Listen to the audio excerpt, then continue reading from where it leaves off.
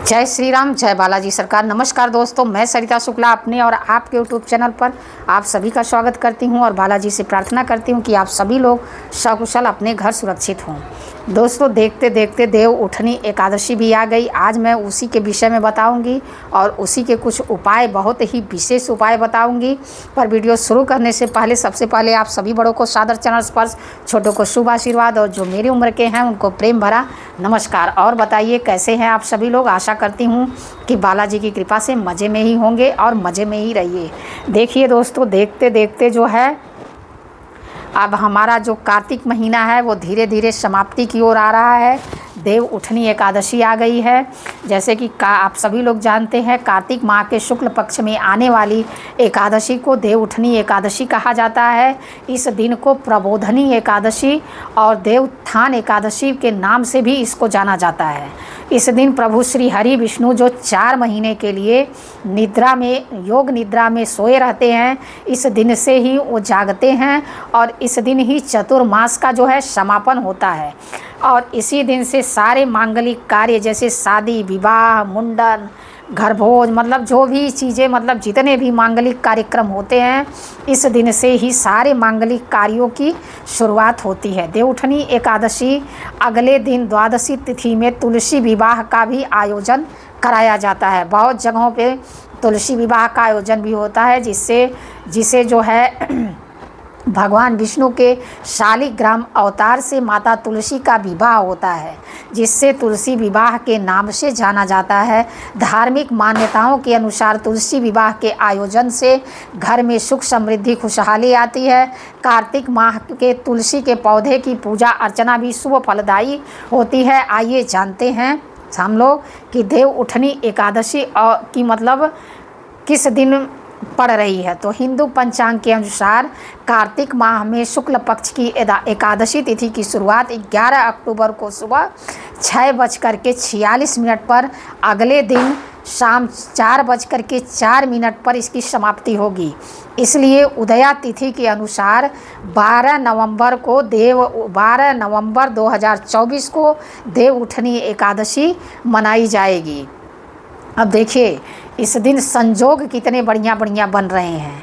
देव उठनी एकादशी के दिन जो है सुबह 7:10 पर हर्षण योग का निर्माण हो रहा है। वहीं वज्र योग जो है पूरे दिन रहेगा और सर्वार्थ सिद्धि योग जो है 12 नवंबर को सुबह 7:52 से लेकर 13 नवंबर को सुबह 5:40 तक सर्वार्थ सिद्धि योग का निर्माण हो रहा है। साथ ही रवि योग भी बन रहा है। देव उठनी एकादशी के दिन सुबह 6:33 से लेकर के 7:52 तक रवि योग का निर्माण हो रहा है। और देखिए वहीं भद्रा काल भी रहेगा। वहीं सुबह जो है 6:33 से लेकर के 4:04 PM तक भद्रा का भी साया रहेगा। भद्रा के साये में शुभ कार्यों की मनाही होती है, आप सभी लोग जानते हैं।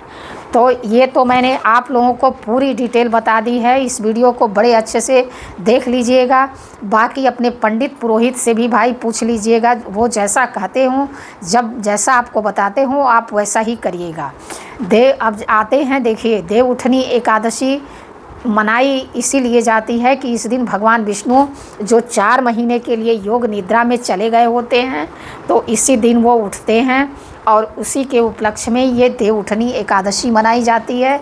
तो ये कार्तिक माह में पड़ने वाली एकादशी है। तो इस दिन क्या है, जैसे मान लीजिए अगर आप एकादशी व्रत उठाना चाहते हो, जैसे आपकी इच्छा हो कि हम एकादशी व्रत उठा लें, तो इस एकादशी से आप एकादशी व्रत उठा सकते हैं। इसमें कोई दोष नहीं है, क्योंकि इसी एकादशी से जो है एकादशी व्रत उठाने का विधान है और इसी एकादशी से एकादशी व्रत को उठाया जाता है। आपको जितने दिन के लिए उठाना हो आप इस एकादशी मतलब देव उठनी एकादशी से उठा सकते हैं और आप आजीवन भी कर सकते हैं जब तक आपको करना हो, और उसके बाद आप उसको बैठा दीजिएगा। मतलब वो आप अपने हिसाब से कर सकते हैं। लेकिन अगर आपको एकादशी व्रत उठाने की इच्छा है तो आप इस दिन उठा सकते हैं। इस दिन जो है सुबह ज़रा जल्दी उठ जाना चाहिए। वैसे तो कार्तिक महीने में, पूरे कार्तिक महीने में ही जल्दी उठना चाहिए, मतलब सूर्य निकलने के पहले स्नान कर लेना चाहिए। जो लोग कार्तिक स्नान करते हैं उनका यही विधान है कि सूर्य निकलने से पहले स्नान कर लें। लेकिन चलिए, अगर आप रोज़ नहीं उठ पाते हैं तो कोई बात नहीं, लेकिन कम से कम किसी खास दिन पे, जैसे मान लीजिए आपका कोई खास दिन होता है, आपका जन्मदिन होता है, आपके शादी की सालगिरह होती है, तो आपके अंदर कितना उत्साह होता है। ठीक उसी प्रकार तो जैसे भगवान का भी अगर कोई खास दिन है तो उसको भी उसी हर्षों और उल्लास के साथ मनाना चाहिए, क्योंकि ये खास दिन बड़े नसीब से मिलते हैं। तो इसलिए जो है हम बड़े भाग्यशाली होते हैं जो हमको ये खास दिन मिलते हैं। और इस दिन तो इतने सुंदर सुंदर योग बन रहे हैं, इतने सुंदर सुंदर संजोग बन रहे हैं कि इस दिन भाई कुछ भी किया जा सकता है, कुछ भी प्राप्त किया जा सकता है। अब इस दिन जो है वैसे तो तमाम लोग तमाम तरह के उपाय बताएंगे आप लोगों को, और आप लोग उस उपाय को करते भी हैं। बहुत लोग करते हैं, बहुत लोग नहीं करते हैं, तो कोई बात नहीं। लेकिन इस दिन जो हो सके ना तो ब्राह्मणों को दान अवश्य करिए। ये कार्तिक महीने में पड़ने वाली एकादशी है। कार्तिक महीने का जो है महत्व ही अलग है। मतलब ये पूरा फेस्टिवल का एक मतलब पर्वों के फेस्टिवल का महीना है। जैसा कि मैंने अपने पहले ही वीडियो में बताया था कि कार्तिक महीना जो है हमारे पर्वों का फेस्टिवल डे है। मतलब अगर डे बाय डे इस दिन इसमें देखा जाए ना कार्तिक महीने में, तो डे बाय डे कोई ना कोई त्यौहार, कोई ना कोई तिथि, कोई ना कोई मतलब हर दिन कोई चीज़ है। तो इसलिए इस महीने जैसा कोई महीना हो ही नहीं सकता। और ये चतुर्मास का समापन भी होने वाला है, तो इसलिए जो है आप लोग जितना हो सके इस दिन दान करिए। इस दिन गाय माता की सेवा अवश्य करिए।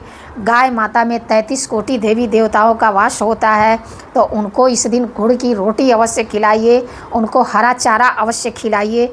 इससे आपके बच्चों का फ्यूचर मतलब अच्छा होगा। वो अगर पढ़ाई लिखाई में कमज़ोर होंगे तो उसमें भी उनको लाभ मिलेगा। तो इसलिए अपने हाथ पर, सीधे हाथ पर थोड़ा सा गुड़ रखिए और गाय माता को इस दिन ऐसे ले जा कर के खिलाइए। अगर वो गाय माता आपके हाथ से ऐसे चाट लेती है ना, तो समझ लीजिए कि आपकी किस्मत उसी पल पलट जाएगी और उसी पल आप राजा से रंक बन सकते हैं, और रंक से राजा बन सकते हैं सिर्फ इस एक उपाय से। तो अगर हो सके तो यह बहुत ही सरल उपाय है, इसको अवश्य करिए।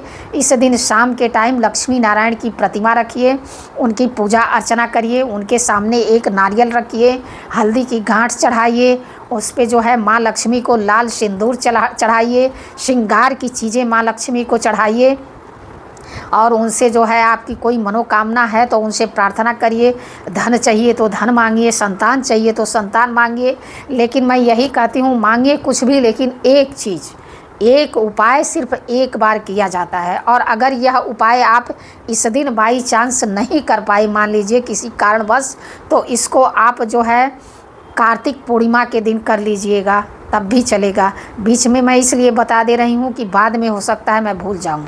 ठीक है, माँ को श्रृंगार की चीज़ें चढ़ाइए। आप यह उपाय करके देखिएगा, आपका जीवन नहीं बदलेगा तो कहिएगा, आपका भाग्य नहीं चमकेगा तो कहिएगा। एक आटे का दीपक बना लीजिएगा और वो उसको जो है उसमें 4 दान मतलब 8-10 दाने चावल के डाल दीजिएगा, और उसमें घी डाल करके लक्ष्मी नारायण के सामने उसको आपको जला देना है। और वहीं बैठ करके विष्णु सहस्त्र नाम का पाठ करिए और कनक धारा स्तोत्र का पाठ करिए। उसके बाद ओम जय जगदीश हरे इसकी आरती करिए और भगवान से अपनी मनोकामना कहिए। और अंत में आपको क्या करना है, जो नारियल और हल्दी आपने चढ़ाई है, हल्दी की गांठ, और हाँ 11 सिक्के चढ़ाइए। सिक्के होने चाहिए, एक 10 का सिक्का ले लीजिए, 1 का सिक्का ले लीजिए। अगर 10 का नहीं है तो 1-1 का है तो 1-1 का ही 11 रख दीजिए, मतलब चढ़ा दीजिएगा। और यह तीनों चीज़ आप एक लाल कपड़े में बांध करके अपने धन के स्थान पर रख लीजिएगा। दूसरे दिन शाम को तो पूजा करके आप उसको वहीं रहने दीजिएगा। अगर आपके घर श्रीयंत्र है तो श्रीयंत्र भी पूजा में अवश्य रखिएगा, उस पर लाल सिंदूर अवश्य चढ़ाइएगा। यह उपाय आप करिए, आपको इसका लाभ नहीं मिलेगा तो कहिएगा। यह एकादशी आपके लिए मतलब खुशियों का खजाना साबित होगी, मैं तो यही कहूँगी। बाकी अगर वीडियो में कोई गलती हो गई हो तो क्षमा करिए। ऐसी जानकारी के लिए हमसे जुड़िए, हमारे चैनल को लाइक सब्सक्राइब शेयर करिए। जय श्री राम, जय बालाजी सरकार।